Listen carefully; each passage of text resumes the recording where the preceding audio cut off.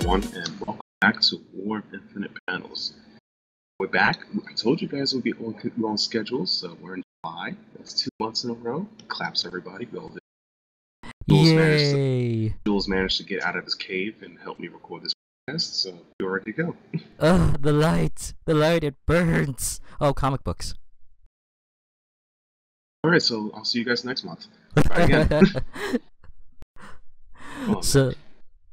So yeah, we got a lot to talk about here, and if any of you thought that Marvel was still going to keep reigning in, or you thought, oh, we were going to have two very consistently good companies, you know, the big two were going to be consistently good for once at the same time. No. No. If you guys don't know what we're referring to is go to CBR and other websites. The sales for June 2017 came out. We're looking at them, and Attack of Spider-Man clearly stomped sales. I mean, every Spider, it's mother trucking Spider-Man. I mean, I can't imagine how Spider-Man could in any way be very popular. What do you think, Tom Holland? It's Harding's, man, not Holden's.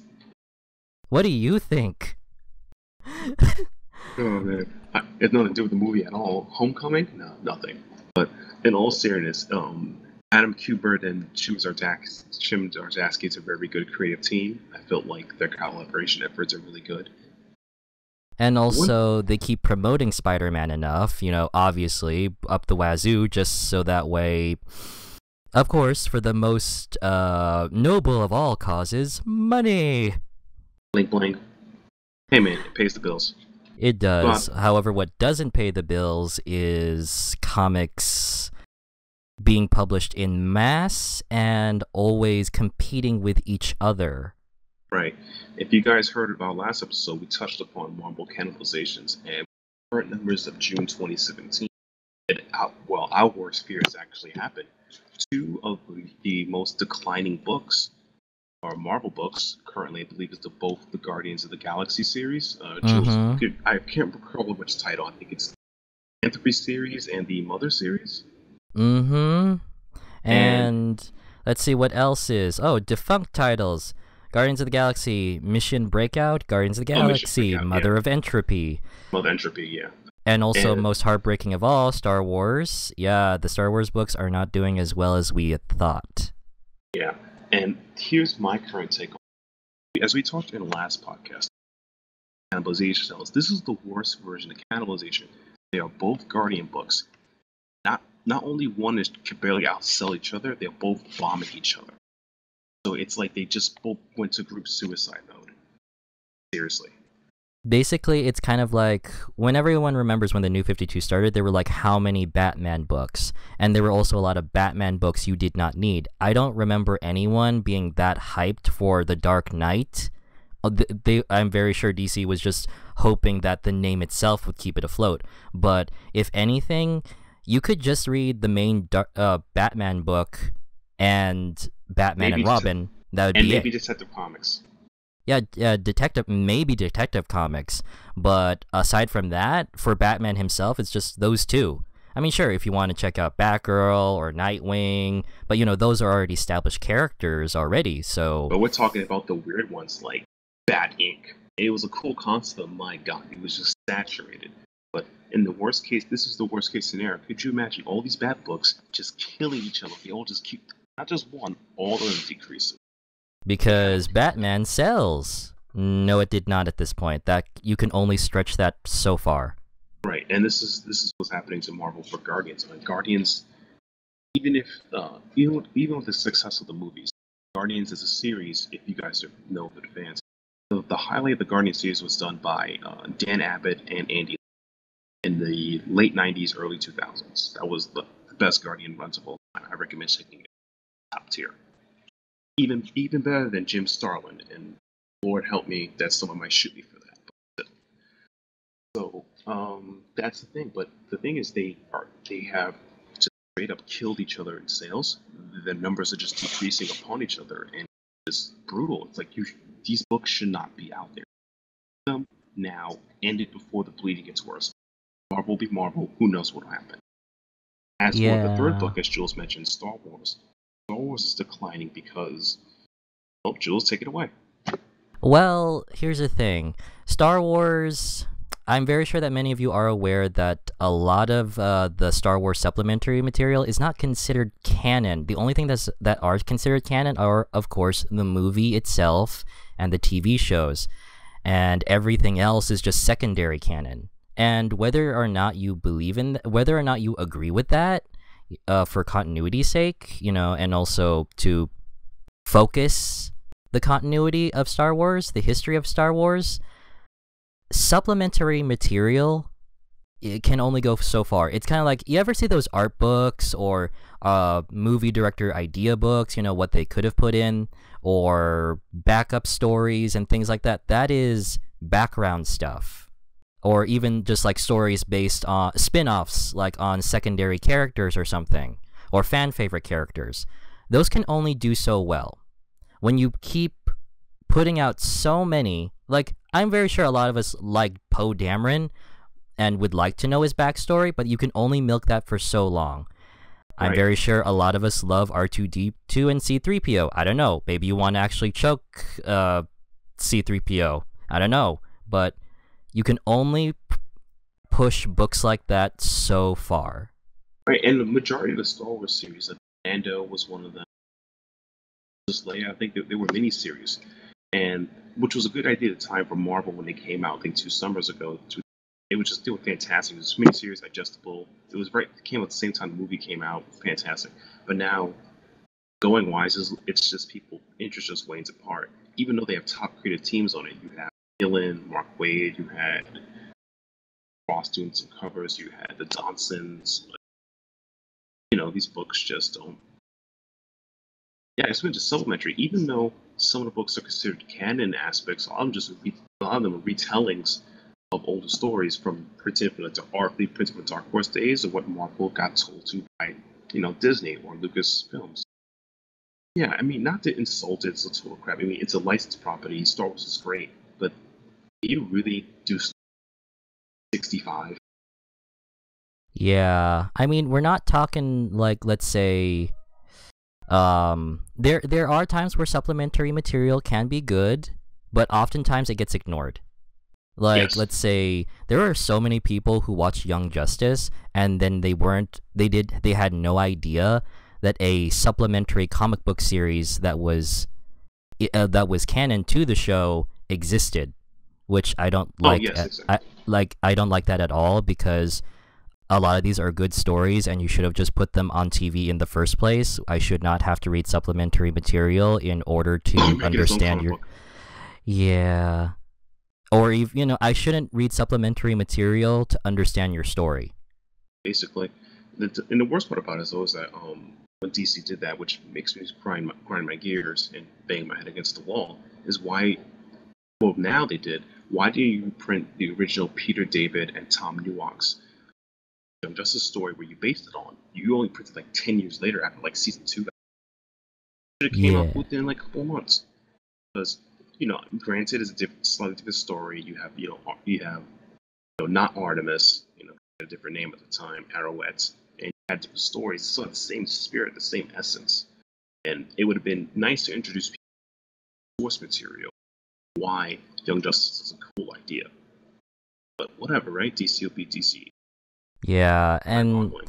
again, supplementary material gets ignored. Like, the only time I've ever heard supplementary material getting like the spotlight would have just been the Mark Millar's work on Superman the Animated Series comics tie-ins. Yeah, I think he got an Eisner Award for that, but that is the only time that I've ever heard of a tie-in or supplementary material getting that much praise. It's very rare. I think Paul Dini's animated Batman comic they're reprinting now also got this. Well, yeah, because again, Batman sells. Right, and Bruce Timm, so I mean, And Bruce Timm. Man, yeah. how every woman looks like a supermodel and every man looks like a. Okay, that cannot be his actual chest. Hey, I want a chest like that too someday. Okay, please don't break my James Jules. But when Batman and Superman have the same character model, it's kind of strange. Hey, Hey, look, don't you want to be a Man of Steel? Dark Knight's chest and the Man of Steel complement each other. No, I would like to hug that chest anyway. Right, of course you would. But anyway, back on comic sales. Yeah, this is kind of a scary thing, especially considering that Marvel has been shining for a while, and to see such a harsh decline is worrisome. Yeah, especially for a lot of books that they were banking on, which you think would do well, but this is where marketing, has to apply. Like, you think, oh, it's done via popularity. No, it's done via sales. Yeah, and it's just like, yes, they're pumping issues, yes, they're doing et cetera, but, Does the supply meet the demand? Basically, yes. And the weirdest part is that on the opposite spectrum, he with only one particular book, as Joel's been the goddamn Batman, he's been gaining sales. So he's kind of building momentum. He's getting more readers, but not enough to take over the Marvel dominance. The weird about Marvel dominance, like every month, it seems to like last a couple of months. Not to shit on Marvel, it's like it feels like it's gimmicks upon gimmicks upon. I think a couple of months ago, USA Avengers was the #1 selling comic. No, not series, comic. #1 sold because of all the 50 states. This month, it's Spider-Man #1, Spectacular Spider-Man, because of all the variants. Variants and spectacle sales, Spider-Man. So it's like, I don't really ever see, like I said, last couple of months, I never see a top-selling Marvel book that wasn't selling because of variants and/or gimmicks. It's like they're winning because brand new car smell, fresh comic smell. And also, I think while it is a sad thing to see that that's how a comic gets noticed, marketing does play a very big role in how your product survives. You want to push it out there, but you don't. You also want them to see the quality of it first. So it is a sad thing, but it is. How do I say this? Marvel just have better marketing. Just have better marketing, and it's like they're willing to do gimmicks and themes. And another wrong can set sells. Problem is, it sells once. You can't trick this. Fool me once, shame on me. Fool me twice, shame on you. You're not gonna fool me twice. Yeah. Actually, yeah. And I got nothing against that. But it bothers me because it's like, what's the trick? What's the new trick gonna be next month? Gonna have smell and peel covers to sell. Well, at least with Marvel's marketing, they tend to be subtle, whereas DC, it's obvious. Like, remember when they did the selfie covers? Oh, jeez. Yeah, remember that? At least the Halloween variant covers I get, it's October, so that's fine, but really? Selfies? Yeah. Okay. Or remember when Tsum Tsums were a thing and we kept seeing Tsum Tsums everywhere from Marvel? Some of those are pretty cute though. Yeah, that's at least subtle. And I can't believe that there is a Marvel Tsum Tsum comic where the Tsum Tsums meet their Marvel counterparts. Oh wait, remember one time when Harley Quinn became, she was like, everyone's get it, Harley Quinn. Yeah. Yeah, DC better. DC needs more better thematic themes and marketing. I think one of the best variant covers they've done in a while was the Looney Tune covers. Those are pretty cool. Yeah, those were great. Oh my gosh, I think Bugs Bunny dressed as a mermaid trying to court Aquaman. That is my favorite. That is the stupidity of it. I loved it. Yeah, I mean, I think that DC needs to be better at thematically things. Like, for example, Marvel, when it comes to variants, outside of getting, even if they don't get top name artists, the themes are fantastic. Like hip hop themes. In the future, later down the line, if you guys don't know, Marvel will be doing rock album themes. But I think the main problem here is that Marvel is publishing far too many comics that are eating themselves alive, and also they're not promoting them in the right way. right, or better yet, they all fringe on each other's spaces. Like, how many young teen books we need to have?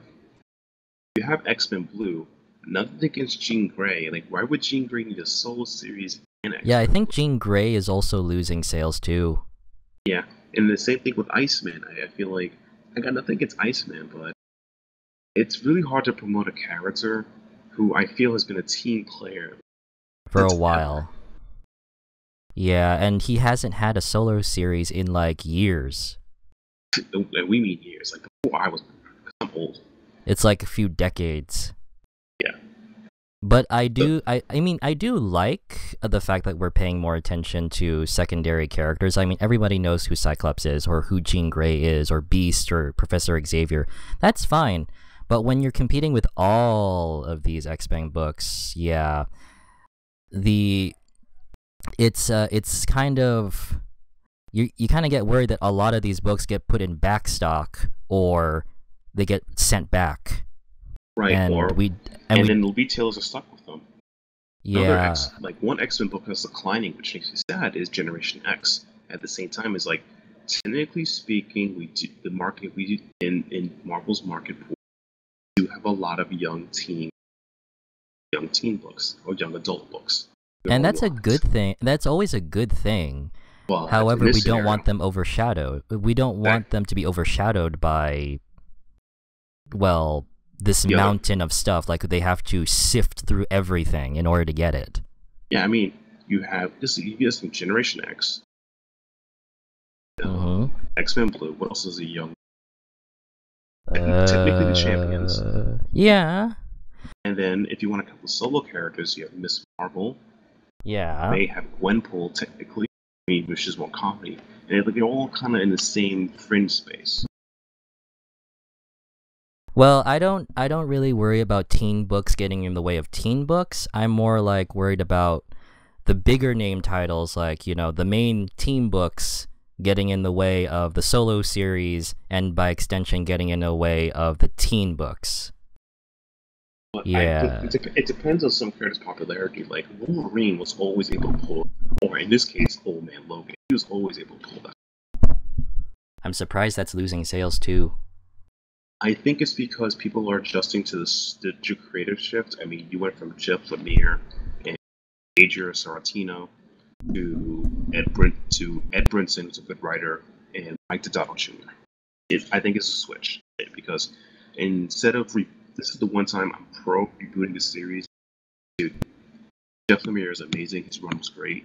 Should have rebooted it to #1, or give it some time, let people chill, and then go on. I think it's too soon to put it to #1 because remember there was like a bit of a stage where Marvel kept renumbering everything. I mean, I'm Oh starting. God. Yeah, remember that with Marvel Oh jeez. Now? Marvel now, all new, all different. Marvel now, Marvel now. It happened like every. Few It happened after. months.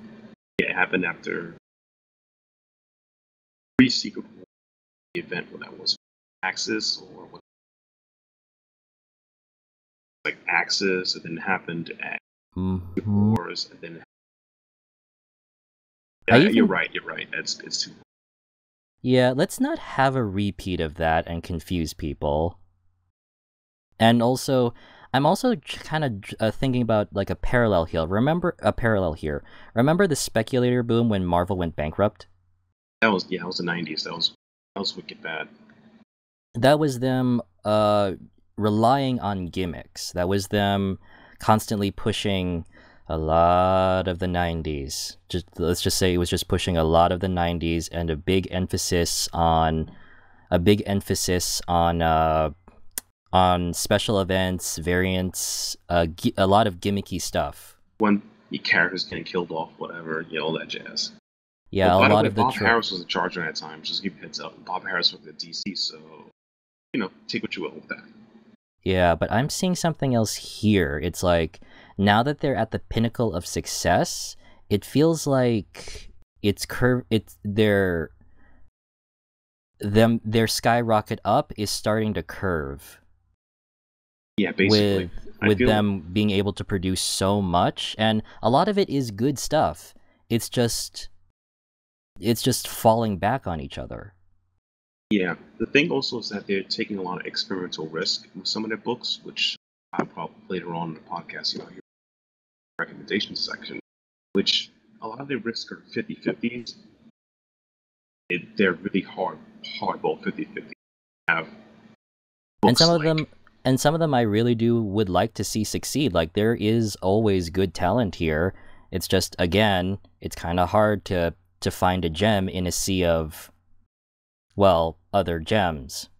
or better yet, or a sea of like blah. I mean, you have like It's like books, it's like me going to Ross and trying to find the shirt I want among all the others. basically, yeah. Like you have the Thunderbolts, which is my favorite team books in there. They ended at 12. They canceled it. And what the hell? I really like this series, but at the same time, is I'm reading this like Uncanny Avengers, etc. Other team books. Avengers. It's like technically speaking, you can do without Uncanny. Maybe USA Avengers. I'm not trying to. I love Al Ewing, but it's like if there was less team books, I think Thunderbolts could last at least 24 issues and not that cliffhanger we got at 12. Oh yeah. It's such a shame whenever a team book has to die when it's just getting good, isn't it? Yeah, and I think that's the purpose you point out. It's like you found this gem and to see everything else, and it's like, nope, not happening. See you later. Yeah, although one of the books I'm okay with going down is Secret Empire. I wonder why You're a monster. I wonder why. I wonder why is it going down? I'm sorry, it's just I have no le- it's I'm sorry, I don't it's one of those things that I can't condone where you just had to do that. I mean, I'm yes, there is a reason. I know there's a reason. It's just one of the things I can't condone, man. I'm personally, my thing with Secret Empire is that the whole it's a very weak book and a weak series, which we talked about earlier. It's like you have two Captain Americas, should have been one book, and the fact that turning Steve Evil doesn't bother me. It just seems like a very cheap gimmick. It doesn't. Even when you read Exactly. it, it doesn't feel empowering. It's like honestly, like I said, I'm a bit spoiled for reading old Captain America, Steve Baker, Steve Englehart had a good run. Roger Stern, or even if that's too old for you, even Mark Wade's run, Man on a Country. I'm It's not like I'm s- spoiled. I'm not saying that him being a Nazi doesn't have good storytelling opportunities, but That it happened so man, quickly. Like 6 months, he's a Nazi. Like what the hell, guys? I mean, this isn't like Superman Red Sun where that was an Elseworld story and we actually saw it from the perspective of, Superman being a communist, where at first he wasn't evil, but then we got into the dictator stuff and yeah. But at least it Yeah, was interesting. yeah, and it's like I said, I felt like I think the problem with it was is that they went for shock. Secret Empire suffers the same problem as Jeff Loeb's Ultimatum series had. They're both terrible comics. Oh. The shock value, the shock value, the shock value. It's just dropping shock, shock, shock, shock. Character died.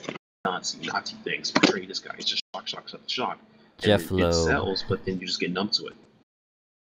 Yeah, you become inoculated to it it's kind of like with South Park. It's like, okay, I'm bored. I'm done. Yeah.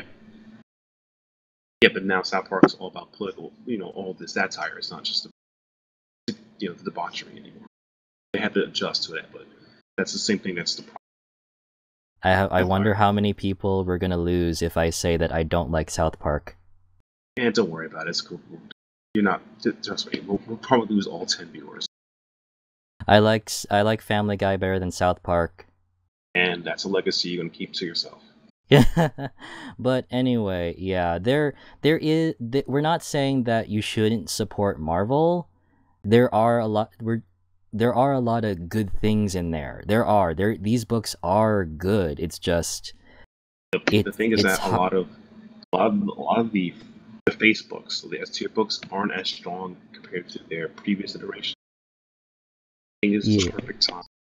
Comic readers like ourselves, or you should check out those smaller characters, like the Unstoppable Wasp.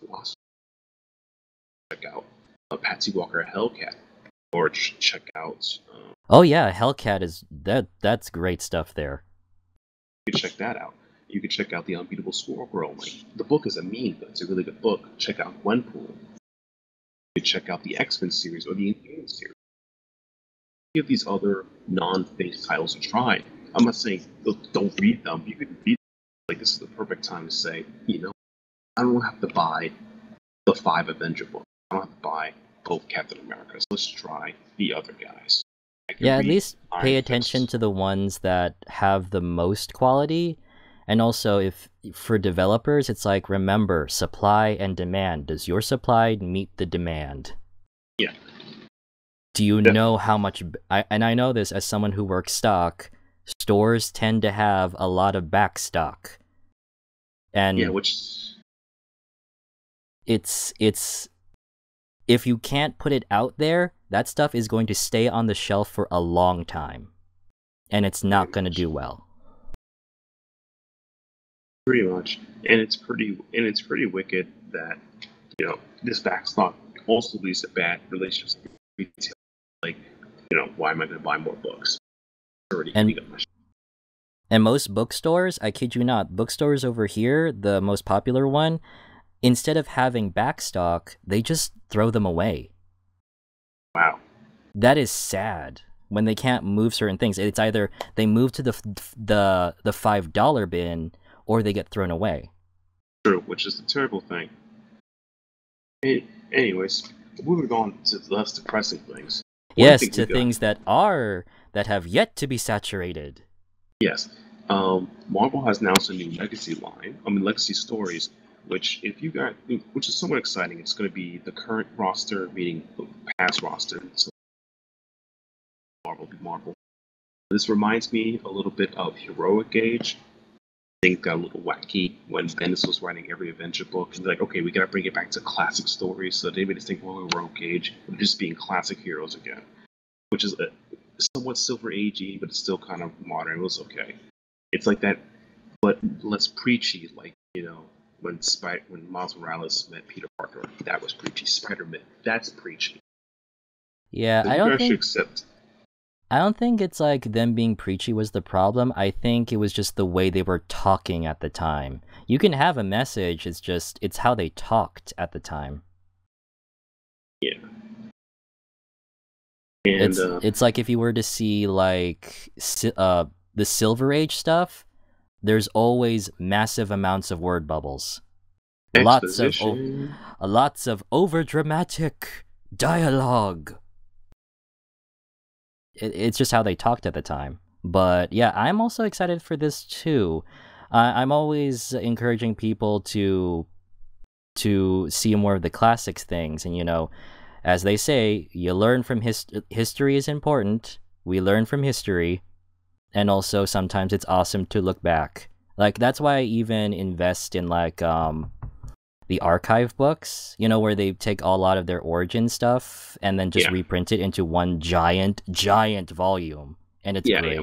Marvel has been doing that with soft covers known as the Epic series. It's actually a huge fan of the Epic series as an old school guy because when you buy it, you turn to the back and they put a volume number and they tell you like what in the years it came out. So basically, you buy perfect example. You buy Daredevil. I'm a huge Daredevil guy, and like this came out in 1982, 1984. This is volume 12, and it contains these issues, and they actually tell you. And because they package it properly, you're technically reading like at least 3 to 4 years or a year or two of issues that contain this storyline, and that's it.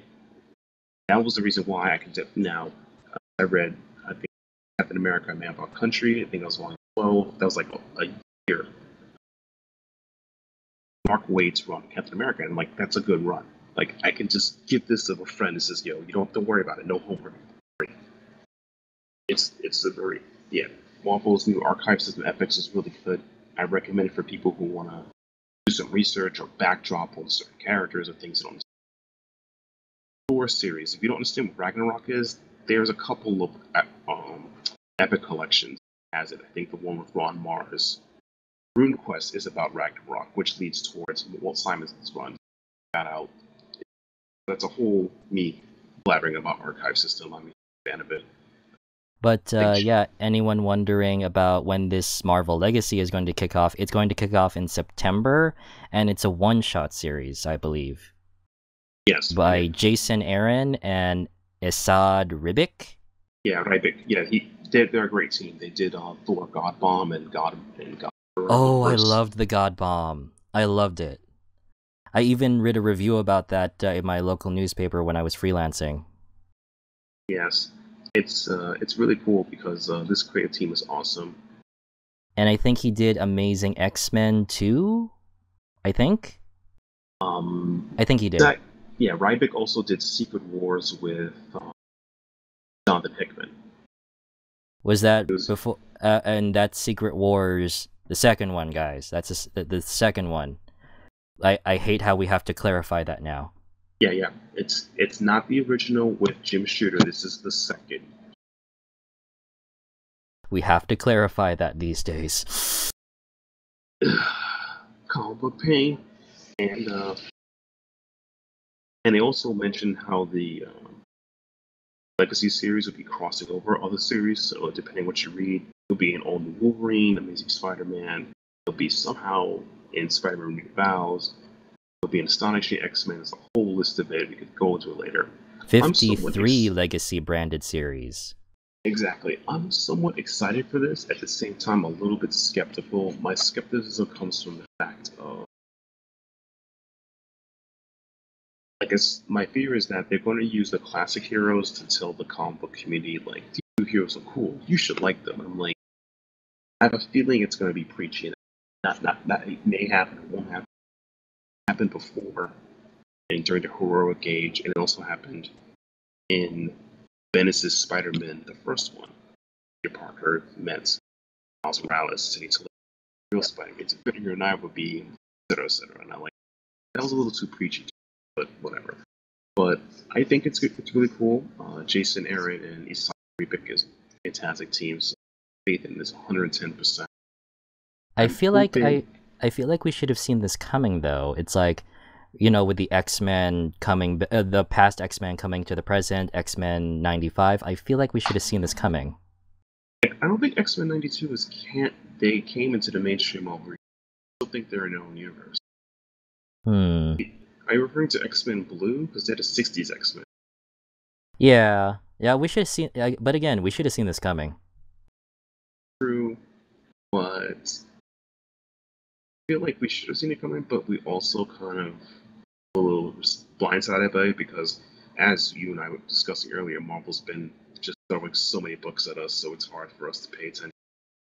It's like, stop throwing comics at us. Ooh, Marvel Legacy. Exactly. Ooh, a piece of candy. But even though, this is, again, Marvel, remember, supply and demand, dang it. Yes. But don't worry about it, they'll have like 20 variants we're all going to buy.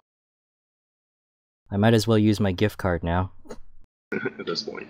And speaking of next legacy titles and gift cards, you should probably be saving it for what's currently happening in DC. They're doing DC Days, I believe, and Days. Yeah, Dark Days. Again, I've been just a little.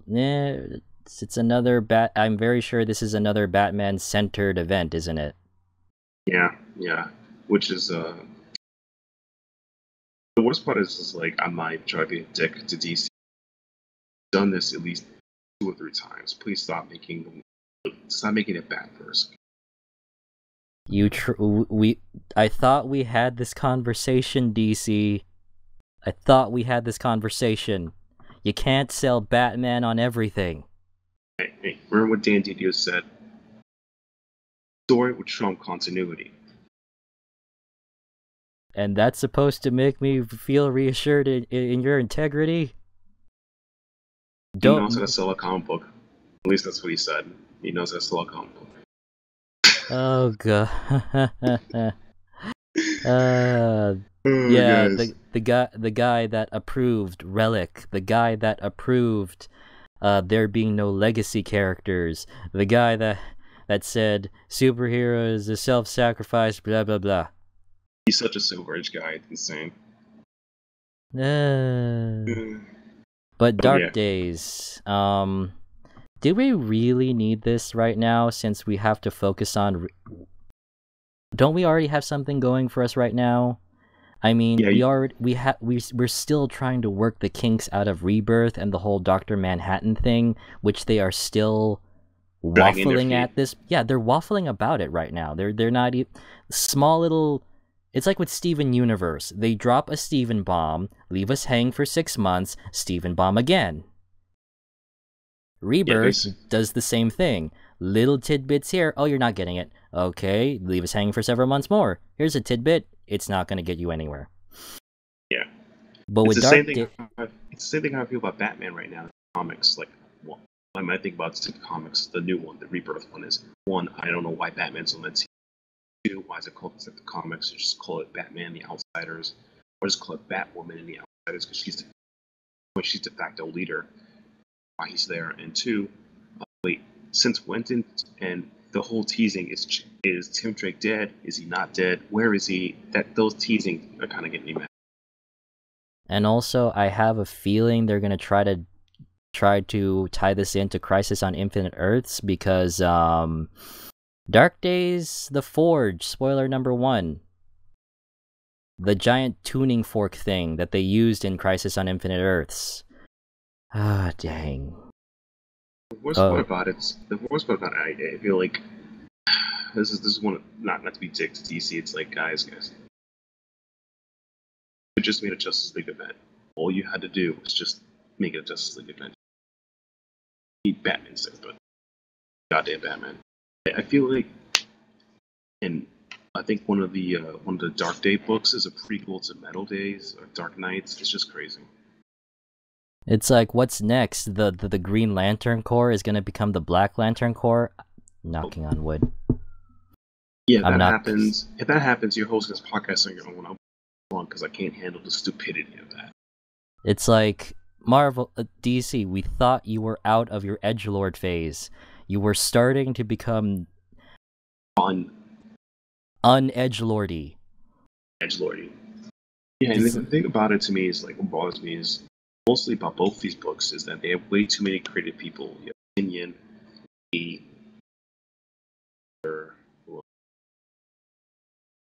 Romita Senior. I mean Junior. Sorry, Romita Junior. It's Junior. Yes. Romita Junior. You have too many people on this book. Why do they keep doing this? Because star power. That doesn't sell. Not like all seriousness. I'm not trying to diss the average comic book reader.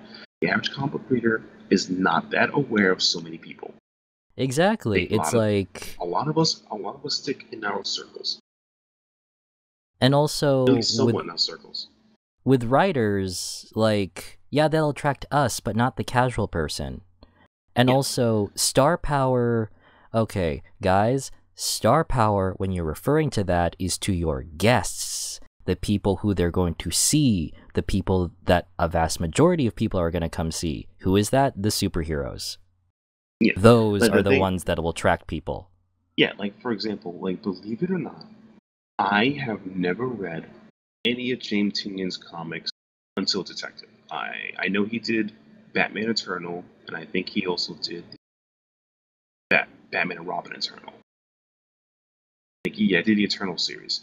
I read them. I read the comics. It's pretty good. Do you know why I read the comics? Believe it or not, I'm a Cassandra Cain fan, so I'm hoping she pops up. She does pop up. She's somewhat relevant. So I'm like, yeah. Sorry, James. Not to be mean to you, James Tynion IV. I'm reading your book because you have. Sorry. And also, with so many chefs in the pot, you're going to have a problem. It's like with art, not so much of a problem until it becomes inconsistent, but having so many writers and other creative people at the same time, I'm very sure the editor is going to get a headache. Or editors, if that's the case. Yeah, the worst part about it, though, is that DC has done something different this format. They had a thing called the Commodity Challenge, where it's a different creative team per issue. if you want to put all these star names on it, you could have did it that way. You could have had Snyder and Peter Jr. Next issue was Lee Kenyon, or you swap both. You put them all on each issue. It's just ridiculous. It's not like with one since Sensation Comics, the Wonder Woman series. At first it was Gail Simone, then it was somebody else. Like every single month, like they had their own spin on it. Yeah, that's And Sensation Comics Sensation Comics, not every issue struck gold. There was at least one or two very, I want to say, very boring or subpar stories, but for the most part, Sensation turned out to be great. I loved it. But that's the thing. It was a different writer, different artist every time. And unlike Countdown, it turned out to be good. Exactly. And worst part is, they experimented with this format and it's successful. The Commodity Challenge is really good. DC Comics was well done. I think it made AB Chu work at DC to do Poison Ivy series. I don't know if they're gonna call her back, but AB Chu got a job because of that. But yeah, too many people in the pot. And the worst part is, I don't know why DC does that after they use the format that's been somewhat successful.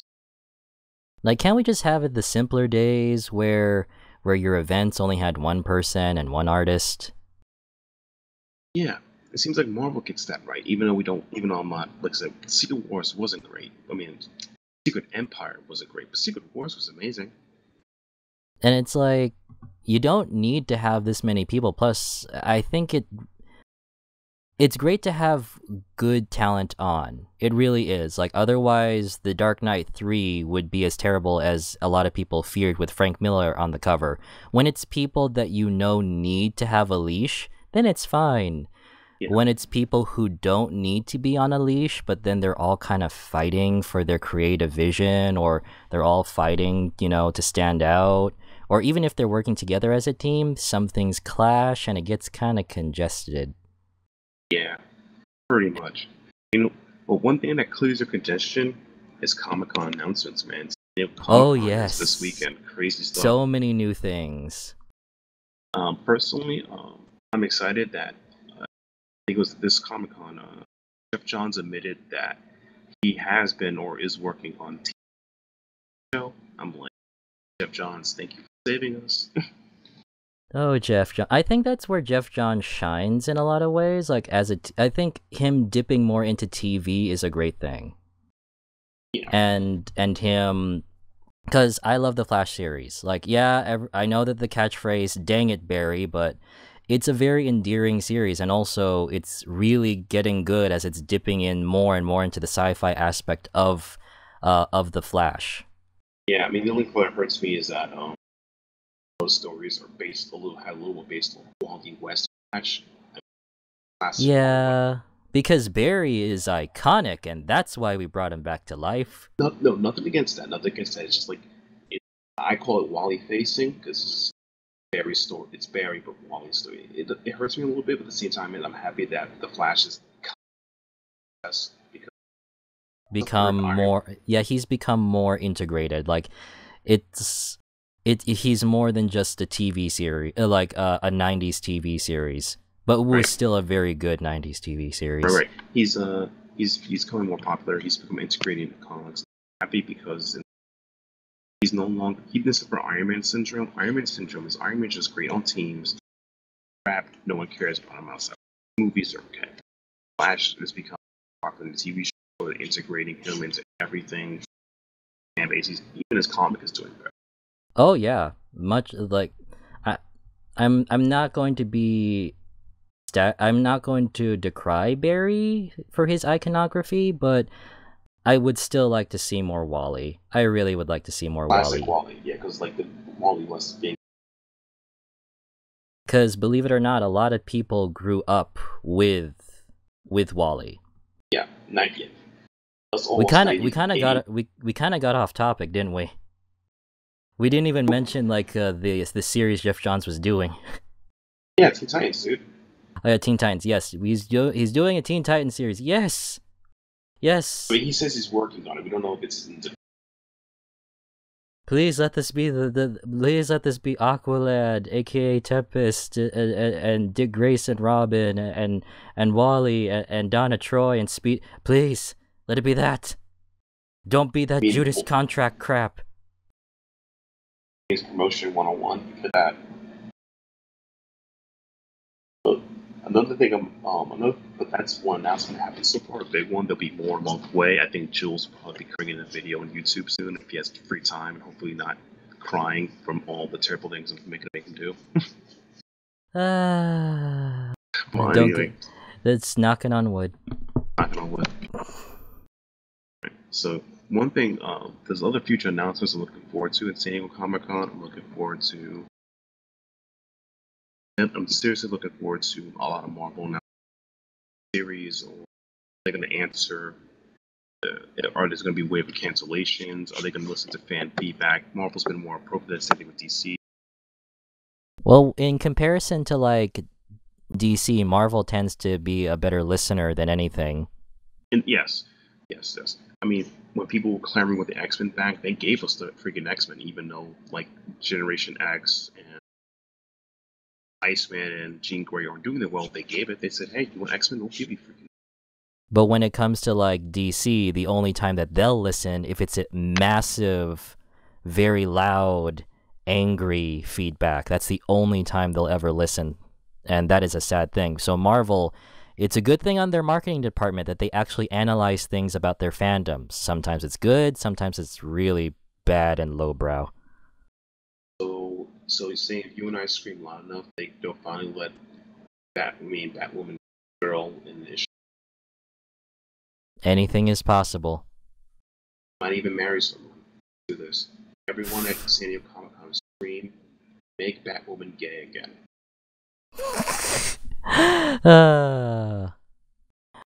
Like don't do that cutesy crap. Oh, we don't do that cutesy crap. Oh, she's gay, and make her go on a coffee date with a gay girl. Nothing. No, you're legitimate gay. I'm talking, having a relationship, considering a lot of shit. Kiss scene, 1 or 2 kiss scenes, hugging scene, scene where they pan away to the bedroom because you can't have smut. Come on, guys. As Getsilius says, as he is not trying to write his lesbian fan fiction. Dude, wait, we can't call it fan fiction. It's it would be very much a possibility. Yeah, but seriously, DC make Batwoman gay again. But other things that were announced over at San Diego Comic-Con, I might as well put this out because this is what got my channel started in the first place. They revealed, concept art, new character designs for Young Justice, Outsiders, and if it wasn't for Blue Beetle and Cassie and Static Shock, if it wasn't for them, this team would look very you remember the days when we used to make red and black OCs? Like when you were 14 to 16? Excellent days. Yeah, those days. That's what I'm seeing here. I'm seeing the parade of red and black OCs. I don't mind that Young Justice is coming back. I really don't. I appreciate it. Just fix those damn story problems. That's all I'm saying. And I realized that brooding was a very, very big part of that series. But we've learned. Stop being edgy. Stop pretending you know what teenagers are like. And we can have a better series. But anyway, Young Justice, go, you'll do fine. But I'm more waiting on Jeff Johns' supposed Teen Titan series. Yeah, he says he's working on it. I don't know. In my opinion, he could really mean I wrote a script and I never finished it. See you guys in 2020. But one thing that I hope you don't mind me inserting this, but one thing you won't have to wait 2020 for. In San Diego Comic-Con, finally, after 2 years after this announcement came out, Big Hero 6, the series. Yes! Oh, yeah. That was, I think it was a D23. I've been waiting for this. After like the movie that we said that should have a series, a year after it came out, yes, they're getting a TV series. A year Hey, later, we finally Disney have a trailer. listens. Disney listens. Huh? Disney listens. I was at D23. Like, yeah, they listen. Go Disney. For once, it only took you 2 years. They thought about it. They thought about it. They're like, do we really love these people? Maybe. I mean, they do pay us money. But yeah, yes, Big Hero 6. I mean, the character designs are gonna be for the animation is gonna take me a while to get used to. But yes, good. I mean, I wasn't expecting the 3D thing, but yes, this is good. Yeah, totally. One thing I'm looking forward to is I'm hoping at San Diego Comic Con they have a young animal panel. I've been somewhat a huge fan of the young animal prints and reading books. I hope they talk about expanding the universe. I hope they talk about bringing more creative talent. So I'm looking forward to that. Same thing for Wildstorm. Chris Mm-hmm. Warren Ellis is head of that, so I'm looking forward to DC talk. And the one thing I'm looking forward for Marvel is just them talking honestly, candidly about what's happening at the company. Yeah, I And hope them someone just, will point that out to them. I think someone will, because like I said, Marvel listens. And point it out in a way where you're not a dick, okay? Because by the way, asking a serious question and being a dick are two different. Give you guys a heads up. Yeah, there's a difference. I mean, oh, I'm just pointing out a concern, or I'm just letting you know you're doing something wrong. And if I'm wrong, you can either take that, or combat me at it, or just ignore me. Whichever is Okay, fine. be like, you know what? You guys have been killing the X-Men series. We're gonna fix that. That's not it. This is how you say, guys. I noticed you've been canceling a bunch of X-Men books lately.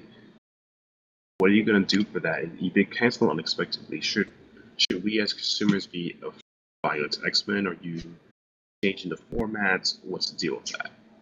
That's how you answer a concerned question. Not canceling my series, bro. What are you gonna do about it? I'm not buying it anymore. Marvel sucks. Or, it's like, you're printing too many things. Stop it!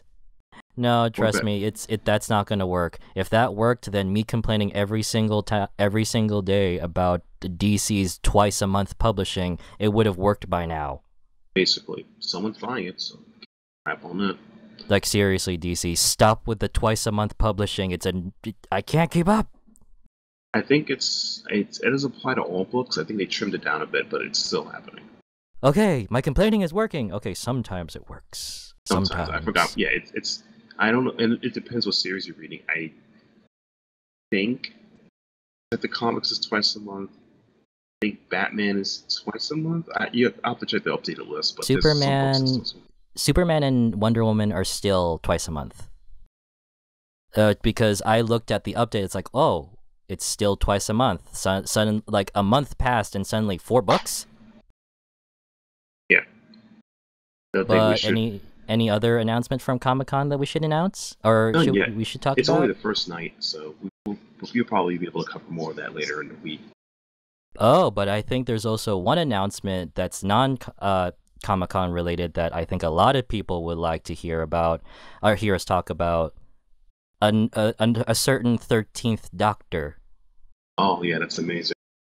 Yeah, you got a chick doctor. Finally! I love how people flip the truck out of it. Well, I'm okay with people celebrating with the fact that there's a 13th Doctor, but I'm also not a fan that people are making that big a deal of it. I mean, on one side, we've been wanting this forever. I mean, but it's to the point where, are they going to do it? Yeah, whatever. Are they going to do it this time? Oh, no, not this time. Oh, we have a female master. That's good. I mean, when are we going to get a female doctor? Whenever they do it. I don't care at this point. And it happens, boom, yes! I'm more like, I'm thinking more of a critical lens point of view. I got nothing wrong with it. It doesn't bother me. Whatever, through tradition and whatnot. In a sense, the negative argument of this is really stupid. I'm mad at the idea that Moffat is still the showrunner of this series, and the show's been on a somewhat decline. So this change doesn't mean anything unless they change the direction of the show, because, you went from Eccleston, which was dark and brooding, and Tennant was more vindictive, to timey-wimey Matt Smith and Matt weird Smith old man. was Matt Smith was well, he's my doctor, and he was. I think it was a return to form in a way, because the old series they were goofy. The classic series was goofy as all hell, True, and but they didn't have. also It felt like this goofiness didn't have.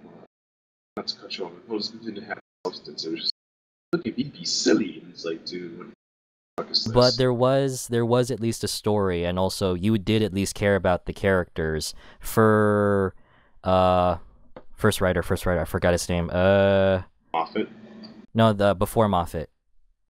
Bennett. Uh, You're talking about uh, the creator. The creators. Oh man, the creator. I forgot his name. yeah. Pre-Moffat days were awesome. Pre-Moffat days were really good, despite me not like. I'm sorry, I don't like Rose. I like Donna. No, I like Donna. basically same. But with Stephen Moffat, he can be a really good writer and also when he's working beyond the bounds of normal space, he can even tell very emotionally engaging stories, but he doesn't tie his loose ends all that well. And And some of the stories come up a bit preachy or so not on the fan nose. dominoes or too fan or they. The whole I universe wants you to live, Doctor. See, this whole time bubble was made so you can live. I'm I like, actually kind of liked that, but hated yeah, I that could see. 100%. Yeah, Hated that. I the thing with Moffat is sometimes he doesn't see his loose ends, or when you think really really hard about the story itself, yeah, you can start seeing the holes. Like Moffat, Dude. stop trying to reinvent the Daleks. It's not going to happen. You saw what happened with the Paradigm Daleks. It didn't work. Or when Yeah. they're a parliament, or when they forgot the Doctor. Oh, that's undone the next time we see them. Stop trying to reinvent the Daleks. When Basically, you I hated reinvented that the because it, Cybermen, when they oh reinvented the jeez. Cybermen, that wasn't even Moffat. That was Neil Gaiman. You No, do it really, once. that Neil Gaiman had to come in to introduce the more fan favorite episodes. But again, that's Neil Gaiman. He can do what he wants. You know who he is? Neil Gaiman. Yeah, I love it. But with Moffat, I think yes, he's starting to unravel more and more as 12 series drew closer to came closer to a close.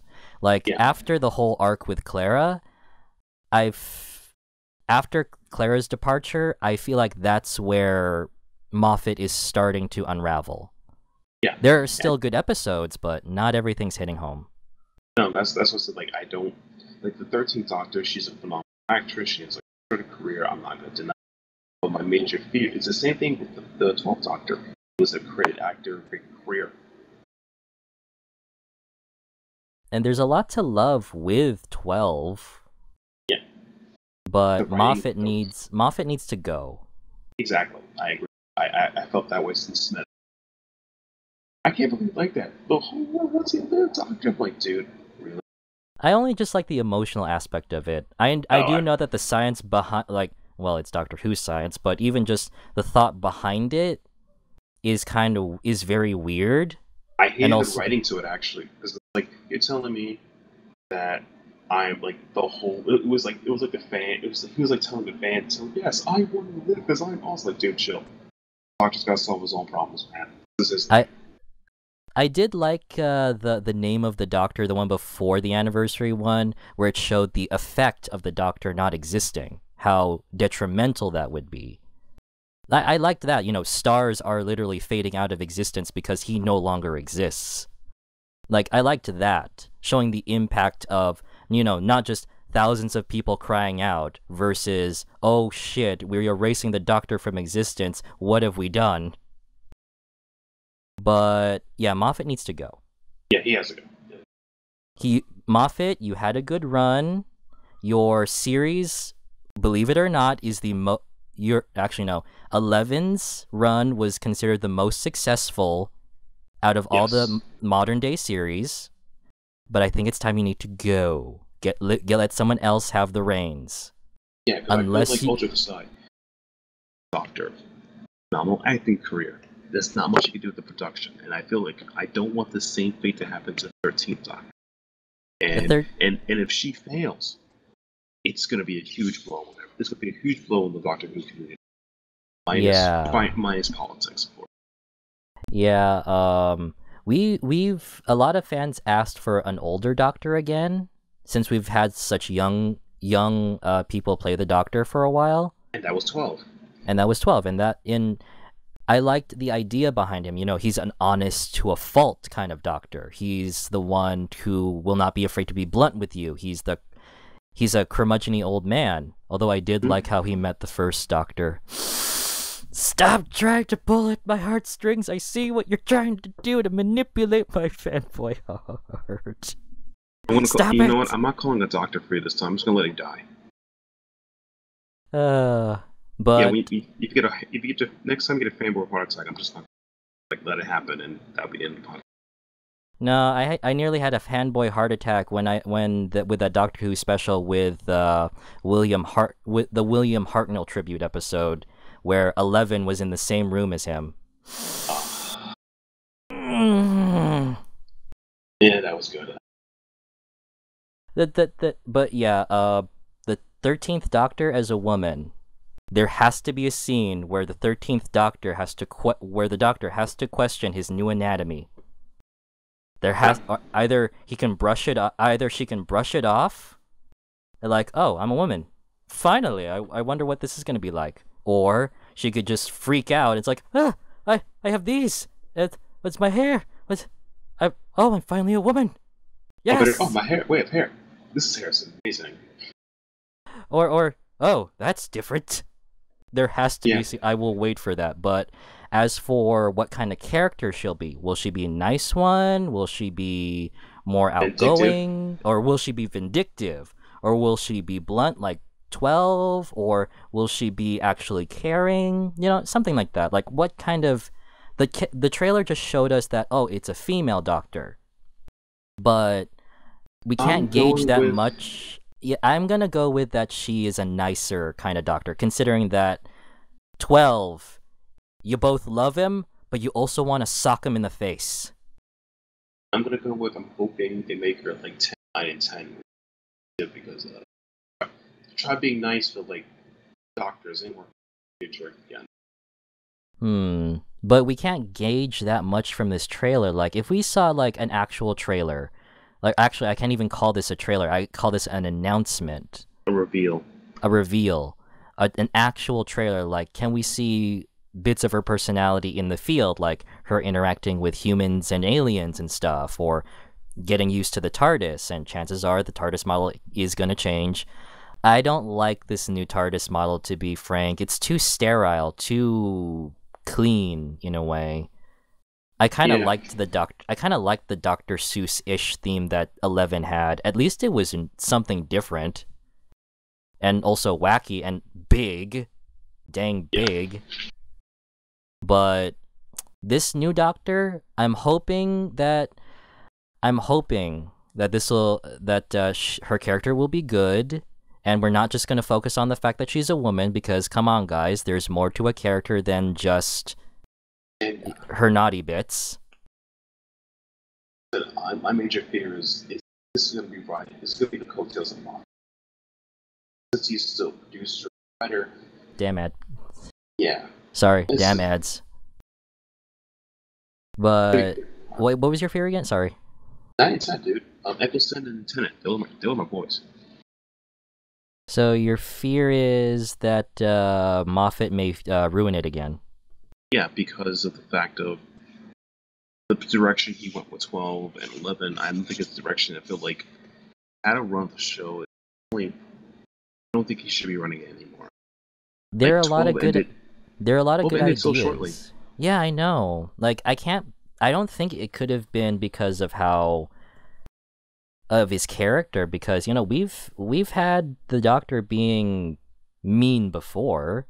Yeah, and the thing is, let's be for real, this was an accomplished actor, so he brought everything to the table. This production, the script brought to him. Everybody loved the fact that he was coming on. Yeah. A lot of us expected that he would be swearing. Yes. But like I said, my major beef is I think it's definitely Moffat's design. I don't think Because as great as we have a new female doctor, it's fantastic. No, we got a new doctor. Always great achievement.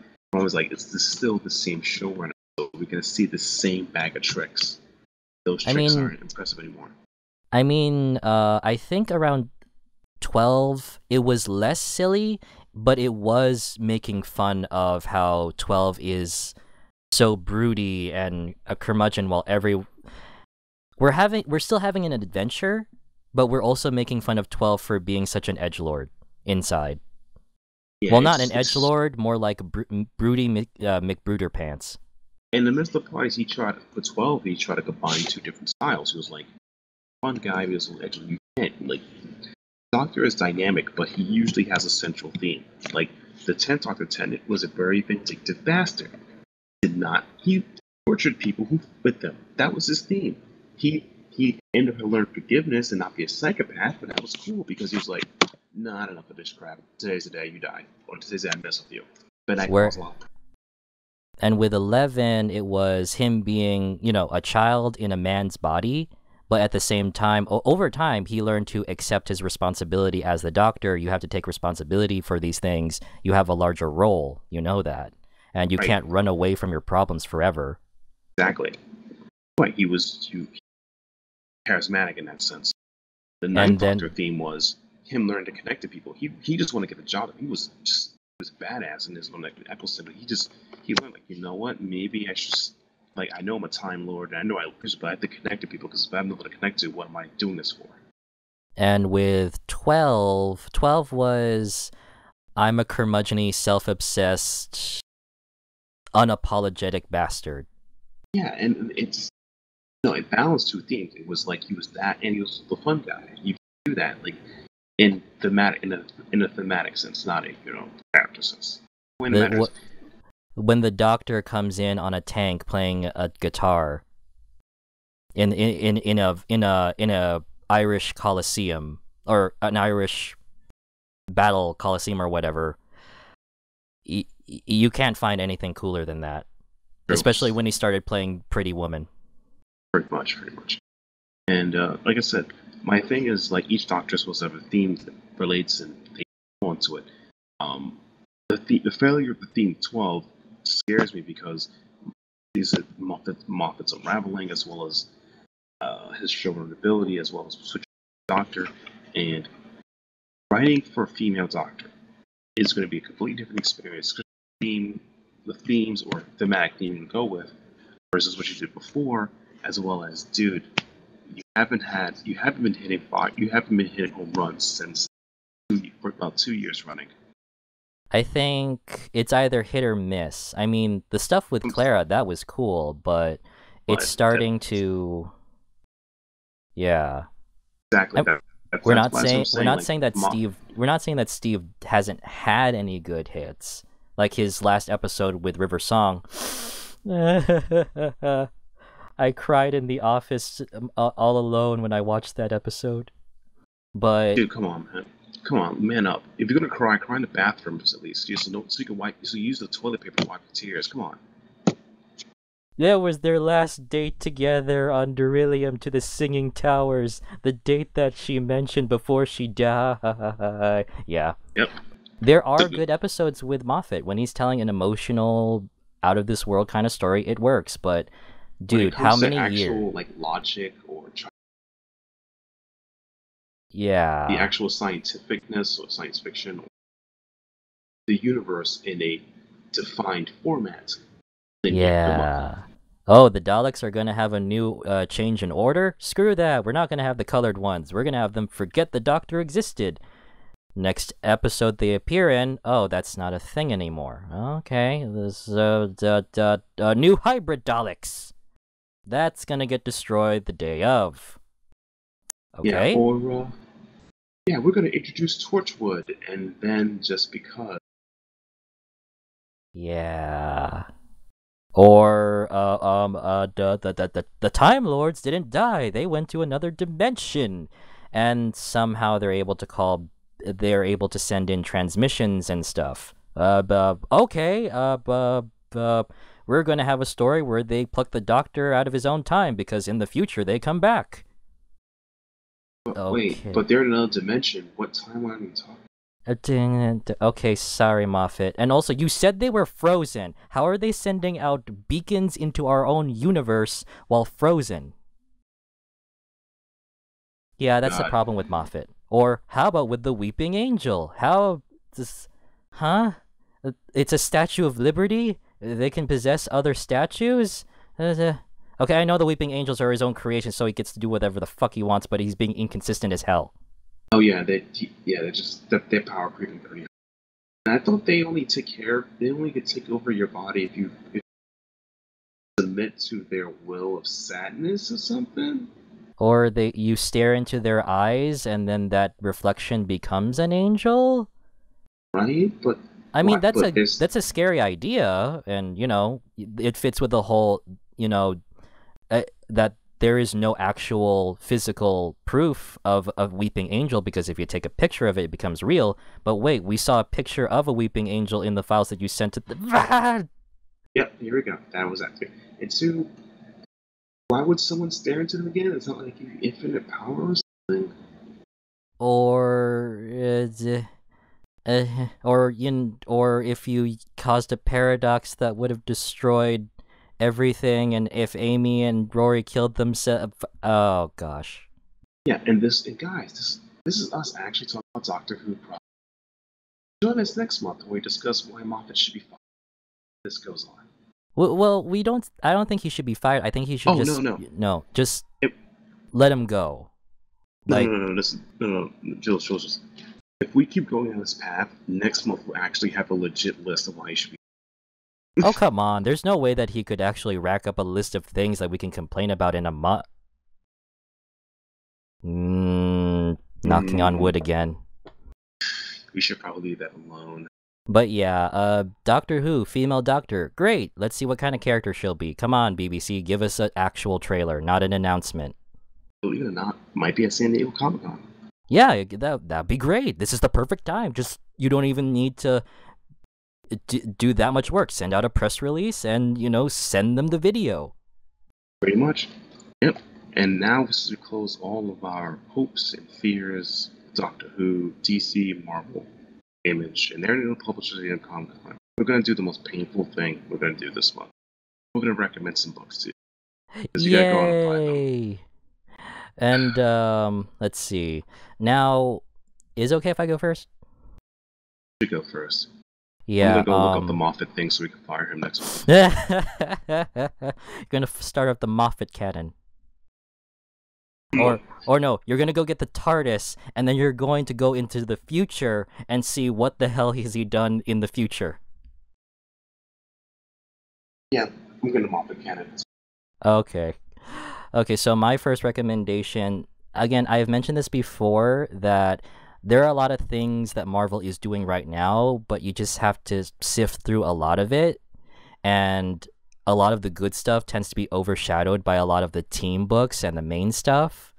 So for at least among their not so well-known stuff, that a book that I feel personally should at the very least be given a chance, especially since, people make a buzz about it, but yet they're not talking about this comic in particular. It's the Iceman series by Sina Grace.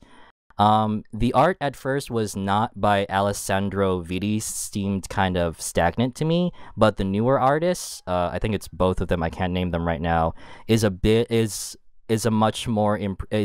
improvement. Sina Grace's writing, he's more of an illustrator than a writer, but I think it's actually good that he's getting more into the writing. He's done things on Burn the Orphanage over at Image. He's done Not My Bag or Self-Obsessed, which are, I think, his autobiographies. But yeah, the Iceman series itself, of course, I have both mixed feelings about this, but I still want to recommend it because I feel like this book should be out there. One, it's Iceman, his first solo series in like decades, and it's also a follow-up after, the big news, of him coming out. And at first, they're going to exploit the hell out of his sexuality. And in a way, it works. It's actually okay. I mean, in a way, this is the next stage in his development, like him coming to terms with, who he is this new revelation, even seeing his younger self go on dates, like, wow, I have to figure myself out. I'm going to eventually have to tell my parents, who are already difficult enough as it is. And a lot of this stuff does kind of hit home for me, like talking to yourself in the would-be dialogue that you wished you had with your parents when you realize who you are.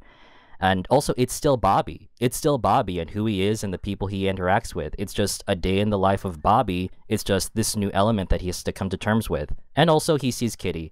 Yeah, that wasn't. That was. That was awkward. Yeah, he Very sees new awkward. Kitty, older Kitty, not the Kitty he knows. Yeah. So, going on a mission with your ex-girlfriend. No, your future ex-girlfriend. Remember, he's young Bobby. Oh no, this is this Iceman series. It's following older Bobby. Oh, young Bobby popped in there. Oh yeah, young Bobby popped in there too, but it's mainly focusing so far on older Bobby. Huh. Wow. Yep, and it actually works. He's still Bobby. He's still trying to get the attention of everybody. Still trying to show off and everything, and also still making dick moves. Yeah, they still use jokes to fight how much of an asshole he is. Yeah, let's punch the kid that we're trying to save. Yeah, it makes fun of him, like, haha, like, good no, old Bobby. it's I get it. It's Bobby logic. The kid's powers mess with their own and all the other appliances, and it's making explosions. Okay, we can't force him to go to sleep. We might as well just knock him out. He'll be fine. Plus, the kid was being an asshole. It's Bobby logic. Somehow, but it worked, and it was funny. But yeah, the artwork in the second issue gets a lot better, and as in the next stage of development for Bobby, just him coming to terms with it, while still showing what it's like to be Iceman, in the day in life of Iceman, while he's still saving mutants, still trying to be a teacher and setting a good example, and also the people in his life, because I don't think we talk about Bobby's parents enough as it is, or his own personal life. Which is something that you get into with a solo series, like what is their personal life like most of the time? Or even just, since, this is new information about him, okay, let's go see our exes. Let's go on a mission with our ex. But it's very good. It's a very good way to introduce this new aspect of who Bobby is while still being Bobby himself. Do you have to be the center of attention all the time? No, do you have to take a selfie with the people that you just encased in ice? It's still him. And it's fun. I mean, the action, how it's illustrated in the first issue is subpar, but it's still good. And I think Cena Grace, since I feel I have to do more digging on this, but he's done some LGBT-related work, so yeah, this is, again, a good thing. So yeah, Iceman number 1 and 2 by Cena Grace. I rambled too much over a recommendation. Well, you are recommending something, so they should probably go and buy those 2 issues. I'm going to be choosing 3 series that I've been reading. One of them is the new Hulk series by, make sure I pronounce the name right because my English is terrible. It's Mariko Tamaki and Nico Leon as artists. So it's a pretty fantastic series. I've been reading it. It takes place for She-Hulk after Civil War. Somehow lost the ability to transform, but she's also dealing with the fact that, spoilers, Secret Wars, Bruce Banner's dead. Her cousin, her essentially brother, like it was very close, affected her deeply and emotionally. And learning how she lives with that, as well as learning what the hell happened to her powers. It's a very, very nice take on the She-Hulk series I've never seen before. I've seen her treated as a confident sexual debutante in John Byrne's series. I saw her treated as Fourth Wall Breaker in the same essence. I saw her treated her as detective in parts of Dan Slott's run and Soul Run, but seeing her in this light, it hurts me a little bit because I always remember her as a beautifully confident, tall green woman, and now dealing with trauma like this is pretty heartbreaking, but it's also beautifully well done. Riko Tamaki Leon has done an amazing job so far for the first 6 issues, and out the first trade. Didn't If you she? get Didn't she get fired as a lawyer and then decided to go as an independent lawyer, sort of thing? that was Charles Soule run, yes. Huh. Amazing how she's able to do all of this and still be a superhero. It's like whenever a superhero is going through anything, go to She-Hulk. She will defend you to the death, both on the battlefield and in court. Pretty much. Well, maybe not in this case. And I want to give you guys the heads up. The trade is called She-Hulk. The run is called Hulk. As I mentioned the creators' names, so don't be creeped out if you see buy the trade at Marvel and they call it She-Hulk, and the issues are called Hulk. So I don't know why Marvel did that. It should just call it She-Hulk in the beginning. Whatever. Yeah, Marvel that's be not Marvel. confusing at all. Marvel be Marvel. But It's yeah, like, it's definitely beautiful.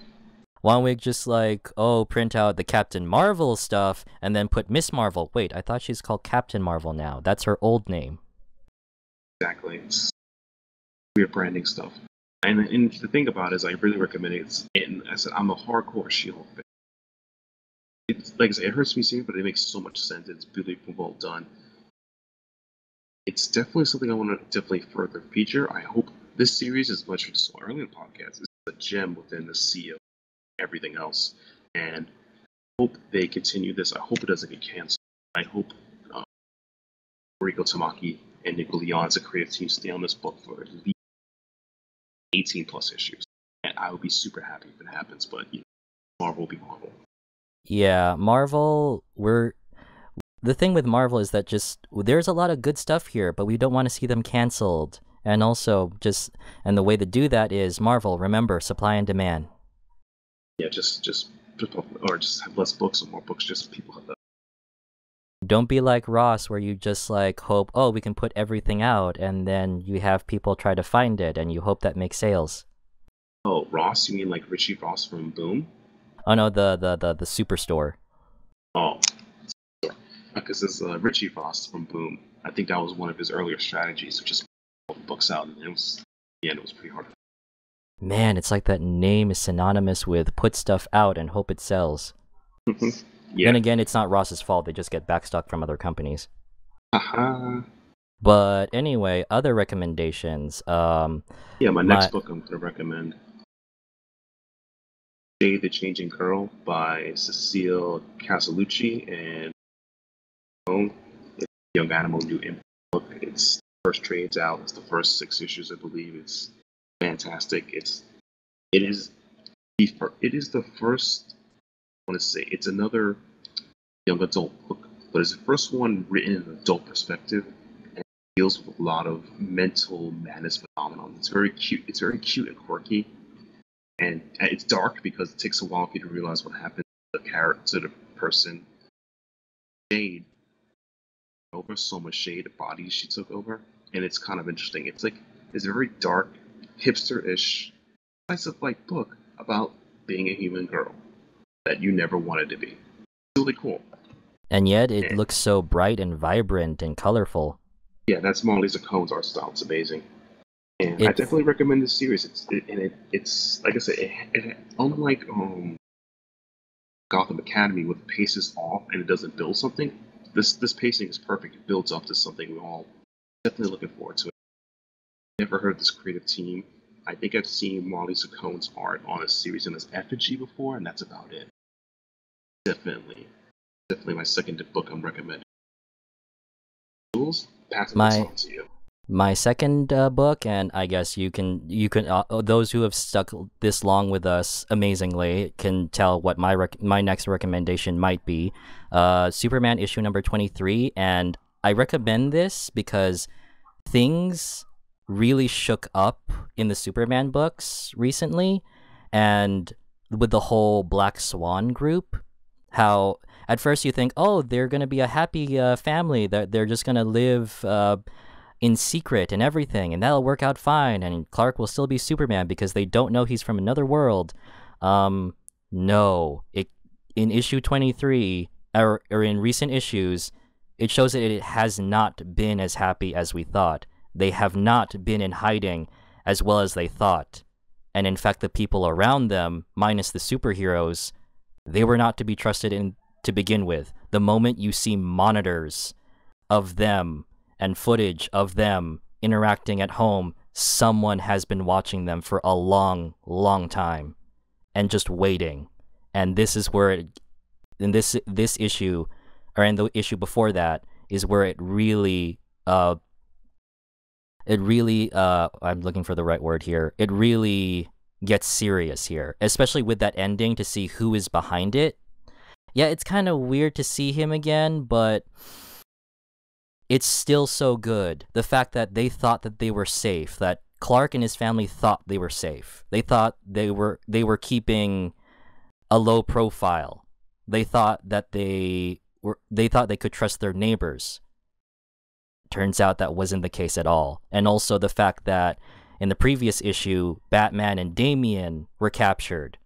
The fact that not only were they able to get the drop on Clark and his family, they were also able to capture... Black Swan was able to capture Batman and Damian when they were just visiting.